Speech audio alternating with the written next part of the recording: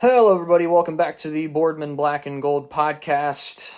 Unfortunately, we are on the Mike Tomlin standard 3-game losing streak in the month of December, and I figured that this week would kind of be very fitting for us to finally bring on this guest. It's been a long time coming that we bring this guy on. We've talked about him a lot, me and David, but it's been too long, frankly. It's been way too long, and now we're going to address the elephant in the room, and we are finally going to introduce our friend Joseph Kersey to the podcast. And this is not an outside perspective episode, because Joseph is a Steelers fan. So we are calling this segment our first inside perspective episode, because the Steelers really need some inside perspective right now. We need a little bit of inner, I don't know what you call it, some introspection. We need to look within and find the answers to these losing ways. So without further ado, it's my absolute pleasure to introduce Joseph Kersey. Joseph, how about you go and introduce yourself?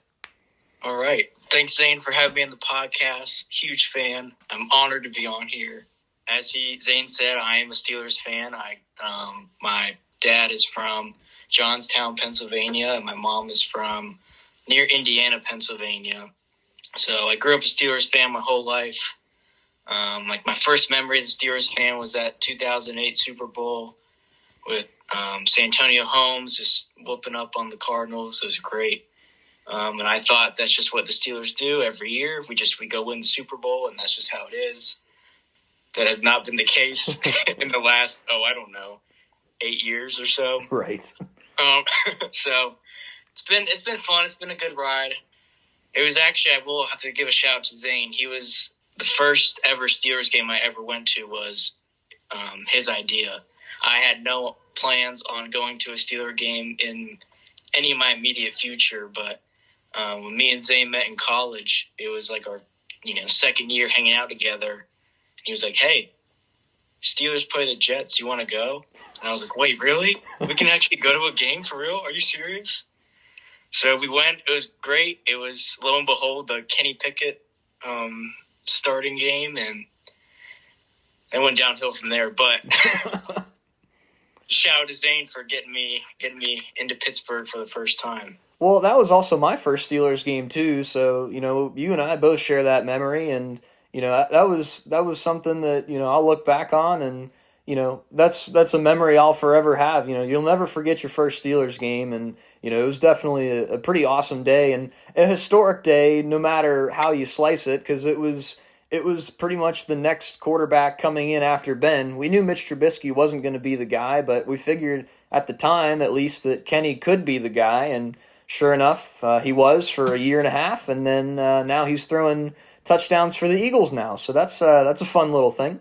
But yeah, it's really cool to be able to share a fandom with so many people. I feel like we have a lot of friends that we met in college that are Steelers fans. David being one of them, especially Z Money Hill, that we talk about a lot on this podcast as well. It's cool that we have like this little group of Steelers fans from a lot of different parts of up on the East Coast, and we get to share this Steelers fandom. So it is really cool that we get to do that. Now, I know that you're very aware of how David and I operate and how we think about the Steelers, and you are your own entity, and you are completely entitled to your own opinions. So I guess how we're going to start this one is, what is your thoughts on the state of the Steelers right now? If you just want to free ball it, you go ham on it. This is your James Harden tween step back pull up from a really long two or something like that. Like, that's your favorite shot in basketball, I know. So all right. So give it to us here. What's your thought on the Steelers? Oh man. So here's the thing. I watch or I listen to y'all's podcast all the time, and I would like to say I kind of have a different perspective. I'm an overly optimistic guy.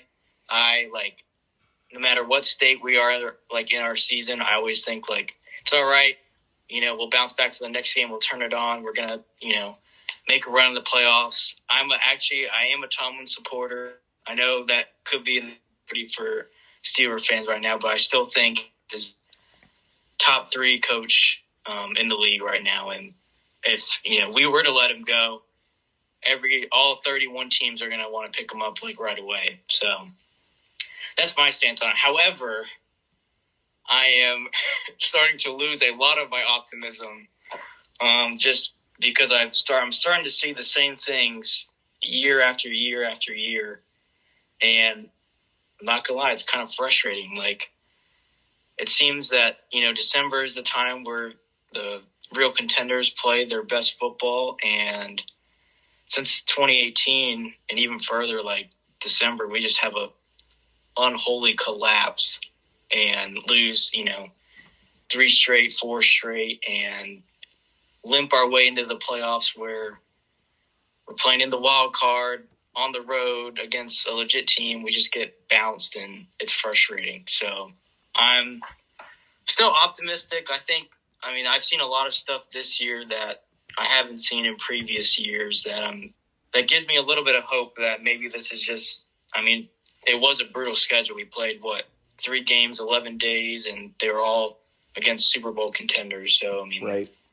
That has to, play something to it, but I don't know. I'm in a weird spot right now, I guess. Well, I think it makes sense that you're kind of looking retrospectively to previous years, because this is, let me make sure I get this right because I wrote it down.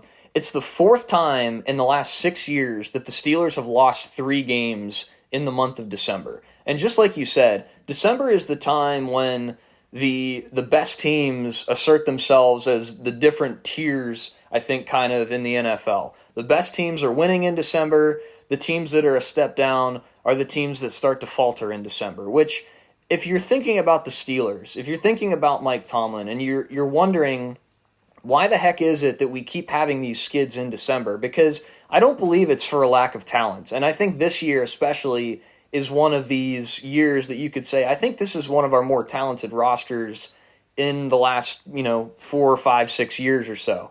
So why is it that we're still having these collapses? And like you said, I think it's a very important point that you mentioned, that our schedule and the very compact number of games that we're having in a very short amount of time, it's not ideal, no, but at the same time, the Chiefs, the Texans, and the Ravens all had about the same constraints, and the Steelers are the only one that came out of there without a win.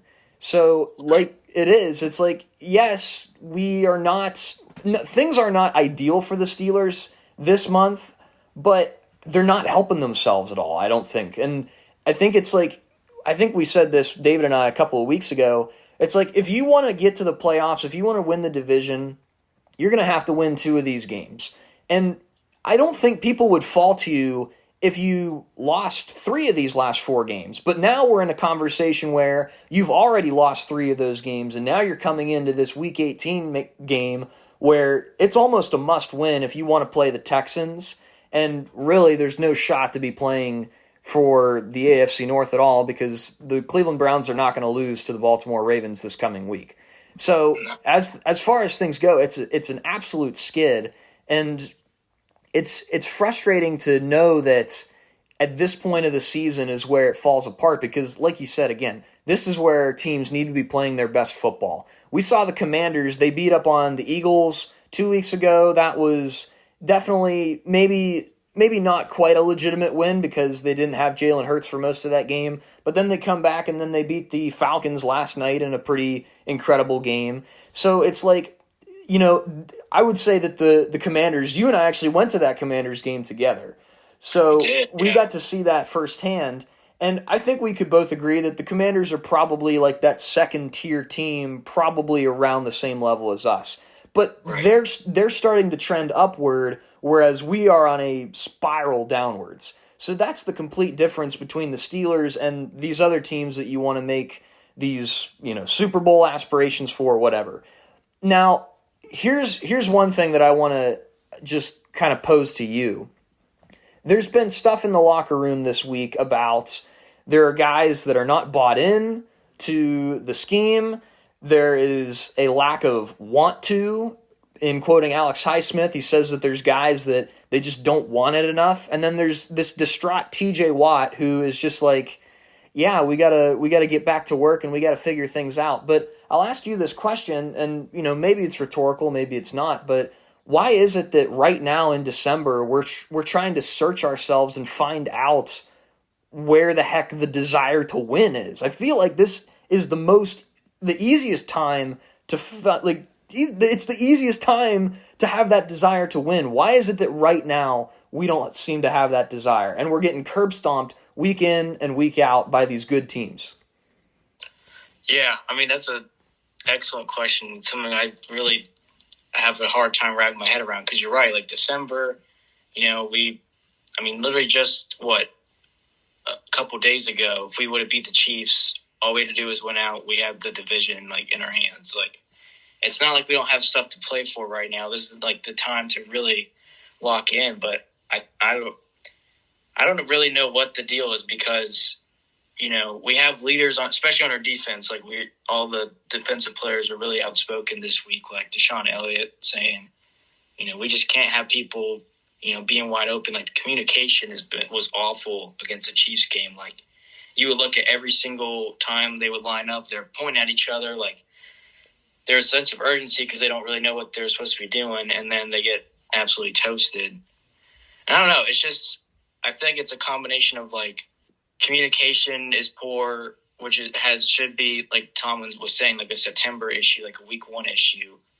I don't know if part of it is like because of some of our injuries we had on defense, that we have different personnel out there who haven't, like Cam Sutton, for example, he was getting torched all game against the Chiefs. And, he was a Steeler. He went to the Lions, I think, for a little bit, came back. But he was suspended, so he hasn't played like a full season with the team. Meanwhile, you got this young guy, Beanie Bishop, who I was very surprised with this year. I thought he's been playing really good, but Cam Sutton's getting more reps than Beanie Bishop in like some of these games. So I don't know. I think it's just a combination of a lot of things, but it really is inexcusable to be able to question effort in December football. Maybe some of that does come on coaching. And I don't know. I feel like Mike Tomlin does a good job of motivating his players, but if there's still guys who aren't quote unquote motivated in December, then I don't understand that too well. Yeah, well, at the same time, it's like, sure, you can go out and say that Tomlin is a great motivator, but if there's a guy like, I think Cam Sutton's kind of been floated around. You mentioned him about as maybe a guy that isn't as motivated right now. Like you said, he was a former Steeler. He's been on some of these teams that have fallen short when it mattered the most. And it's like, of all the people to motivate, to want to actually commit to, I don't know, just the whole holistic effort, I guess is what you should say. But why is it that he is not motivated? Why does it seem like Minkah Fitzpatrick is kind of just doing his own thing? Like, it doesn't seem like he's motivated. Sure, he had a pick against the Ravens, but that seemed like that was more of just the Ravens' mistake as opposed to him actually doing something effective. And then you see this Chiefs game and it all completely goes awry. I don't think there's anything that you can point to in that Chiefs game that you can say, yeah, I'm encouraged by that. I mean, I personally can't. Can you? No, I mean, especially most of our good dominant wins came from all three phases, doing their job. And I could not see anybody on that team really doing their job at all. Yeah. Which sucks. Defense and offense, I feel like, too. And here's the other thing that I wanted to point out, because you mentioned both of their names, and I did not prompt you to do this. You did this on your own, so this it's interesting that we were both kind of thinking this. But that first game that Cam Sutton came back, I believe, was the game that we went to in Washington, and that was the game they gave up 27 points, and they were probably going to give up some more points at the end, and maybe even lose the game if that fourth down isn't called the way that it is. So if you kind of want to look at it, that is maybe the time that the defense started to go downhill. Because I don't think we were giving up much more than 20 points a game previous to that. We played some bad teams. We played the Giants. We played the Jets. I don't think either of them eclipsed 20 points, if not by much. But then you look and they lose to the Browns, who managed 20-some points in the snow. And then they give up a whole bunch of points to the Bengals, which they ended up winning the game, but it was because of the offense actually working in that one. Sure. And then back to back to back weeks, they give up 27 points to Philly, probably should have been more like 40. They give up almost 40 points to the Ravens, and then they give up the most points that the Chiefs have scored all season because they can't seem to want to score 30 points this year, despite being, 14, 15, and 1 now. So that seems to me, I mean, again, not much to back this up other than just looking at trends, but that switch from Beanie Bishop to Cam Sutton, it seems like it's a pretty hard line to say this might be where our defense started to go downhill. And if the defense is going downhill, then we're not going to win games. That's just straight up how it's going to be. Would you agree with that? Right. I mean, we're the highest paid defensive team for a reason, and if we're not playing up to that potential, then I mean we're screwed, to be honest. And it's like you said, it's just like really frustrating that just noticing that. I mean, we did play the Giants and the Jets back to back and like the Raiders and all that stuff early on in the year, but like once we hit that bye week and we started shifting personnel around, I feel like too having to catch somebody up on board like half through the season, that puts more pressure on people like Patrick Queen and Minka to tell, Cam Sutton to get in the right place. And when they're busy worrying about him, they're struggling with their assignments and then leaving other holes in the defense. So I don't know. I think there's a snowball effect on that for sure. Now, what is your thoughts on the state of the offense right now? Do you like Russ? Do you not like Russ? What's your thoughts? Like, Najee, Jalen Warren, there's a whole bunch of avenues that you can go with the offense. What are your thoughts on the offense right now? Oh boy. I don't know. I was very surprised about Russ, in the first couple of games, especially, the Jets, Giants, and then the Commanders game that we went to. I thought he played really well. But there's still some little thing in the back of my mind. I was like, can he actually keep this going? And what if we play like a real team, like a real contender? Excuse me. How would he fare up against a Patrick Mahomes and a Lamar Jackson and such? And he really hasn't done a whole lot. I'm not gonna lie. Especially, I don't know. I think too, like, I feel like it's really simple for defenses to kind of lock him down because his shining star is the deep ball, his moon ball, or whatever you want to call it. Other than that, like, you don't really see a lot of, like, me and my dad talk about this all the time. Like, if all we really need to have good drives and to keep our offense on the field is just quick passes to the sticks. Like that first play of the Chiefs game, Russell Wilson 3-step drop, gives it to Freiermuth. I think he had like 9 or 10 yards on that play, and then we just kind of abandoned doing that. Yeah. So I don't know if that's a scheming thing or if that's just his reads and everything, but it's either a moon ball or he takes too much time to make a decision and then tries to scramble, but he's 36 years old, so he's not as elusive as he used to be, and then throws it away or gets sacked. Like in those 3 games against the Eagles, Ravens, and Chiefs, he had 3 fumbles and 11 sacks. I mean, part of that, yes, is on the O-line, but also part of that, I mean, it's got to be on him. So I don't know. I know if we should be going with him long term. I also love Fields, I will say. I'm a big Fields guy. I loved him the first, half of the season. I thought he played really well. So I don't know. It'll be interesting to see how the rest of the year plays out. And then Najee Harris has made me kind of angry as well. I was so excited about that pick when he came out from Alabama. Like, it's great. We got our replacement for Le'Veon Bell. This dude's a stud. And it must be just something against like playing in college versus the pros, but it does not look like it's translated super well. And it just, especially seeing him like pinned up against Jalen Warren, like Jalen Warren, he gets the holes, boom, like he's going. But Najee, it seems like he has to he's like a 1980 like Ford Bronco. You just gotta rev him up a little bit so he can get up to his top speed, and then by then he's just running into the line and collapsing for 1 yard. So I don't know. I definitely think it was a good thing for us to not pick up his 5th-year option and just kind of see like, okay, this is your prove-it year. What are you going to do with it? And I think we kind of got our answer, and I think we should, stick with Warren as our number one guy. But Najee has his 4,000-yard season, though, right? Right, but I don't know. I guess just from like looking at it from that way, yeah, you're like, wow, 1,000 yards, like that's really impressive. But other than a couple runs against the Raiders game and like a run against it in there, like there have been a lot of big explosive, and which like it's not like what he's known for anyways. But I've just seen too much of like 1st and 10 runs, 2nd and 9 runs where he just trips and falls into the O-line and gets like 1 yard. And I don't know. I think I've just seen a lot more out of Jaylen Warren just fighting for those extra yard kind of things. I don't know. Sure.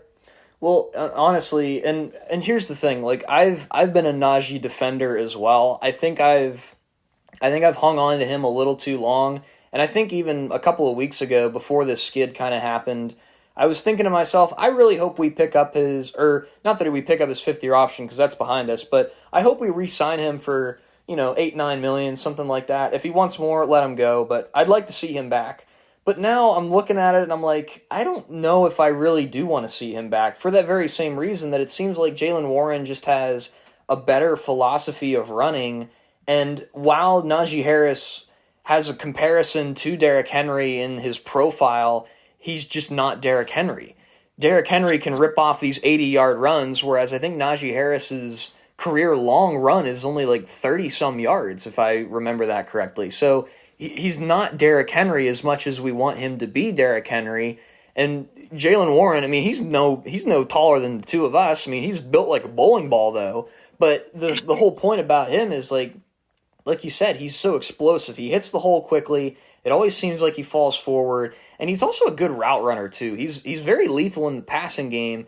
And in a state of where our offense is, where it seems like that Russ is just completely looking downfield all the time, he never has these intermediate options that are there to just get first downs. And in the last 3 weeks, it seems like our problem is like just getting a first down. We've had a lot of 3-and-outs in these last couple of weeks, which is not something that we've had problems with for pretty much all season. And it seems like that Russ is kind of getting tunnel vision looking down the field, and he's not getting these intermediate options. And on plays that Warren isn't blocking, which, again, he's a great blocker as well, like he's an option for those intermediate 4, 5, 6-yard passes that can turn into 15 to 20-yard gains because of his shiftiness and because of his explosiveness. So it seems like that Warren is the best option right now. And I'll pose this question to you based on what you know about the Steelers, because like you've been watching as long as I have. Do you think that they would actually go away from Najee Harris, 1, in this Bengals week, and then 2, in whatever the playoff game that we're going to be in? Are they going to like continue to put Najee on a pitch count and let Warren kind of be the single back, or are they going to still split it, or maybe even give Harris more touches than Warren? Yeah, I don't know. I mean, I think we've seen a trend, like at least the last 2 games, I would say. I see Warren out there a lot more than Harris, which may be telling to what they kind of want to do. But I don't know. That's the other thing with our offense, with Arthur Smith's design, the Steeler way of we're just gonna run it and ground and pound you all the way until we can't run anymore. Like I don't see a way that they won't be super involved, which is a little frustrating as well, because you see like the teams, like the Chiefs and the Eagles, who do a really good job of balancing passing and the running, whereas I feel like us, we're just so set in we're going to run this ball and we're going to keep running it and running and running it. And Najee Harris has this quote about like the 15-round fight. That's how he kind of describes like the offense and his running style, which is great and all, except for if you're down 21-0 in the first quarter, that 15-round fight, like you're toast already. I just think we need to do a better job of starting out quick and strong and getting some points on the board early. And I think we'll be able to do that with Warren. Like you said, like those little intermediate passes to him, like our best offensive game of the year against the Bengals. I mean, that's what was happening. Like Russ would drop back and Warrenby's kind of sneaking in the middle of the field, dump it to him, gets 15, 20 yards out of it. So I don't know if it's a scheming thing or why we just kind of, I feel like we went away from that a little bit. But now the other question is, like, what is Russ's ceiling? Like, is he going to lead us to a playoff win? Is he going to lead us to 2? Is he going to lead us to the Super Bowl? Or are we going to crash and burn and lose, 5 straight to end the season? Like, what's the ceiling with Russ? Yeah, and that's the hard thing too, because I've heard talks about him that I think both parties are gonna want to re-sign him for next couple of years or so. But he's 36 years old. He's definitely not a young guy anymore. But I don't know. I think it helps that he has that experience of winning a Super Bowl like early on in his career. With that, he's definitely a lot better of a leader than previous quarterbacks we've had besides Big Ben. So, I don't know. I think if we can get back to where early, like Russ, like the first couple of weeks that we were playing with him and just get him comfortable, maybe that's just another thing. Maybe he just doesn't feel as comfortable the last couple of games. And just get him in a groove. And I think our health is gonna be huge because we're going into this Bengals game. I think we're all healthy. Like I think Joey Porter and Skoranek are back. So we're back to 100%. We didn't have Pickens for 3 games in a row, and that we saw how much we needed him there. So, I don't know. Good to see what comes out of a fully healthy, Steeler in these next couple of weeks. But with my optimism showing, I think if we get a favorable matchup in the wild card, I think we can get at least. I'm asking for 1, but I think we could get two playoff wins this year. So who do you want to see in the playoffs? Because there's 3 options right now. We're either going to get the Ravens in Baltimore, we'll get the Texans in Houston, or on the really infinitesimal chance that what would it be? We would have to win and the Ravens would have to lose, and then we would get the Chargers at home. So what is your ideal matchup out of those 3? Ideal matchup would be Chargers at home, I think. When was the last time we had a home? Oh, never mind. Feels like we haven't had a home playoff game since 2017, right? Yeah.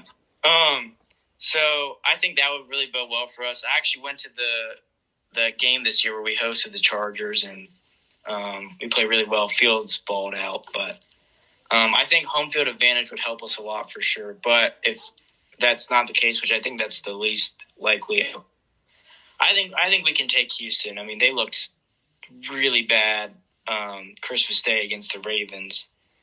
And then Tank Dell out. I mean, prayers up to him. That was just a horrific injury. But I don't know. I like our matchup against the Texans, I think. I think we play kind of a similar way to them. Okay. Now, here's the big teller. You have to tell me what's going to happen for the rest of this season, because when we come onto these podcasts, we have to make predictions and we have to stand by them. So you have to tell me what's going to happen. First off, are the Steelers going to beat the Bengals this coming week?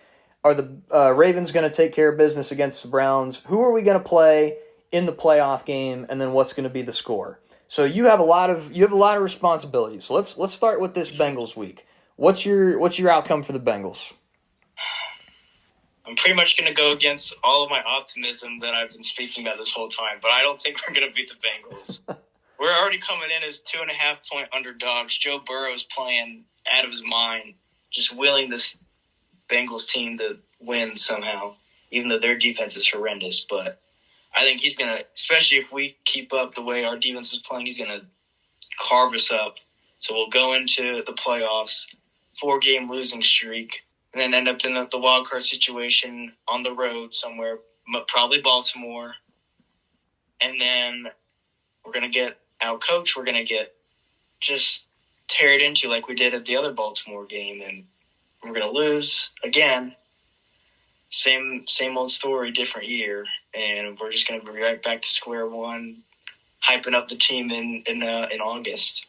So here's the question. So you just laid it out in the literal worst case scenario, and you, as self-proclaimed Mr. Optimist, this is what you're saying. David is Mr. Pessimist. You can't get him to say anything nice about anything, it feels like. No. But you're an optimist and you're even saying this. So what is the cause for your pessimism, I guess? That is kind of the root of what I want to get into, is like, why? Why is it that you feel this way, even if you are normally an optimist?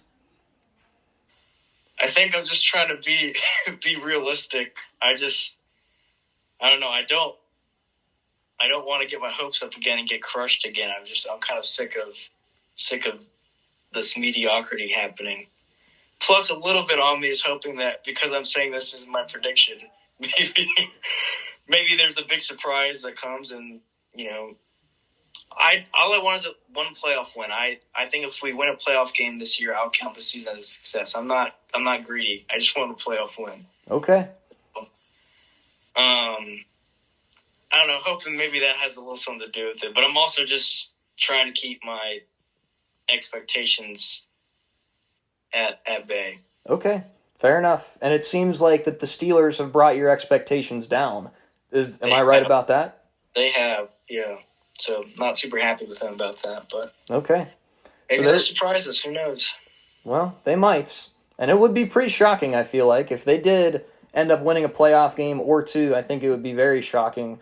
However, I think your pessimism, and I think realism, I think is the best word to describe your state of mind right now, that you're just being real with it. And I think that's very valid because the Steelers haven't given us any reason to have any optimism. And even for this Bengals week, the Bengals are going to be playing for their playoff hopes. They're going to throw everything they can regardless of what we do. So it just doesn't look the way that we're trending down and the Bengals are trending up. It just does not look very good. And that's probably going to lead us back to Baltimore for probably another slaughter. So, and if that's the case, then this season is probably a wash. Like, to be 10-3 and have perhaps bigger aspirations than just winning a playoff game, and now you're sitting there and we're 8 seasons in to this postseason winless streak, then you have to start asking some really deep questions about your organization, not even just who's on the field, but who's doing things behind the scenes and, how that all works out. So that'll definitely be a conversation to have, and we'll definitely have some off-season discourse about that type of stuff, and you will most definitely be involved in those conversations, and I'm going to see if we can get Z-Money Hill in on some of those conversations too. But that's the whole thing is, like, the Steelers are not in a good spot right now. Now, I do need to get a score prediction from you for this Bengals week. You got to tell me the score. You say it's not going to look good, but what's the score? How's the game going to turn out? Well, I don't see the Bengals not scoring under 20 points, even though this is AFC North football. I think final score is going to be Bengals 31, Steelers 14. Wow. I think it seems like the trend from previous games, we're able to put up a touchdown here or two, and then we just get trashed the whole way going forward. So even against this historically awful, even against the bad defense, I don't know. Okay. So the Steelers have Mr. Optimist at an all-time low right now, it seems like. So if that gives you any indication on Steelers football and the state of Steelers football right now, then that's where we're at. And I think I lean more towards the optimism side, but at this, again, the same as you, I want to be real about it. I don't want to get my hopes up because I have really no reason based on history, based on trends, to get my hopes up. And it seems like the way that things are heading, that they're not going to be in a good position to win this game or even win a playoff game. So, again, that's the state of the Steelers right now. So that's Joseph Kersey for you, and that's unfortunate that we've got an optimist that is in this state of mind right now. So, Joseph, you have any other closing thoughts? Anything you want to add? Something you've been burning to get over the airwaves, perhaps? No, just thanks for having me on the podcast, and thanks for not making me calculate our winning percentage. Oh, that was the last question I was going to ask you before we ended up. Oh. Joseph is an accountant. He's working for one of the biggest firms in America, KPMG, He's got some good little perks going on with this job of his, but the one thing about him is basic math is not his strong suit. So, Joseph, the Steelers' record currently is 10-5. So, what is that winning percentage? Oh boy! So if we are 10-5, that means we won 10 out of 15 games. So if you were to make that into a fraction, it's 10/15, and then I forget the word, but you make it go down, go down. You divide by the common denominator of 5. That gives you 2/3. So 66.6%. Look at that. Look at that. We've got a correct answer. Ding, ding, ding. Go to Joseph for all of your needs, all of your accounting needs. Joseph, can you do our taxes for us? That's the real question. Still no. And the answer is still no. Okay. Well, don't ask him to do your taxes, but that is Joseph Kersey, certified Steelers fan, longtime Steelers fan. I don't think we can call ourselves Steelers sufferers quite yet because we just never have a losing season, but I don't know. We don't have a losing season, and, we're not the Bears. That is true. We are not the Bears. Not the Bears, so I don't think we can call us sufferers yet. That is very true. That is very true. Well, Joseph, thanks for coming on Boardman Black and Gold this week for an inside perspective episode, and we will most definitely have you on at some point in the off season. Heck, maybe we'll have you on for like a postseason episode. Maybe we're talking about the Super Bowl a month from now. Maybe we'll get you back on, but we will definitely have Joseph Kersey back on the podcast at some point. Thanks for having me, Zane. Absolutely. And as always, the Boardman Black and Gold podcast is sponsored by Zeka Enterprises, crafting furniture solutions in northwestern Pennsylvania. Call 910-777-3871 to find out how they can turn your furniture problems into furniture solutions. Big week for the Steelers, and don't worry, we had Joseph on for this episode, but we will have David on at the end of the week. David has some stuff going on that he wasn't able to do anything earlier in the week, but we will have him on before our Bengals game, so rest assured you will get your fine dose of David DeSantis later on in this week, so be ready for that episode. As for this Inside Perspective episode, this is Zane with Joseph Kersey. Thanks for listening to the Boardman Black and Gold podcast, and we will see you next time.